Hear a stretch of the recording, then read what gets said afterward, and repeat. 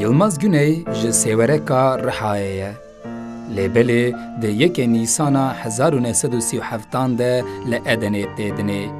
Yılmaz Güney aktör, derhêner û nivîskarekî Kurd e. Navê wî bi Tirkî wek Yılmaz Güney tê binavkirin. Lêbelê navê wî yê rastîn Yılmaz Putin e. Dibistana seretayî angoya destpêkê ya navîn li Edeneyê qedand. Lîseyê li Edenê, li zanîngeha Enqereyê hiqûq, li zanîngeha Stenbolê jî fakülteya îktisadê xwend. Di salên lîseyê de ew gelekî bi hunerê re baldar bû û di wan salan de kovarekî ya hunerî bi navê Doruk yanî lûtke derdiket û gelek çîrokên wî jî di wir de hatin weşandin.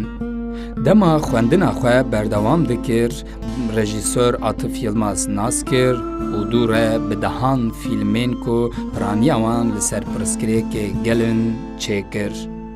Yılmaz Güney dema li Edenê fîlmê bi navê Endîşe dikişand, dozgerê yumurtalikê ji ber heqaretekê ku lê hatibû kirin kuşt û bi 18 sal cezayê zindanê hate mehkûm kirin. Yılmaz Güney di sala 1981 ji girtîgeha Spartayê reviya û bi awayekî veşarî derkete derveyî welêt.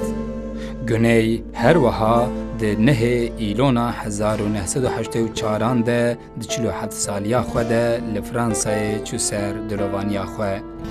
Ew di fîlmên xwe de li ser tengasiya jiyana gelê Kurd radiwestiya û her wiha xebatên wî li ser çîrok, ceribandin û senaryonivîsiyê jî hebûn.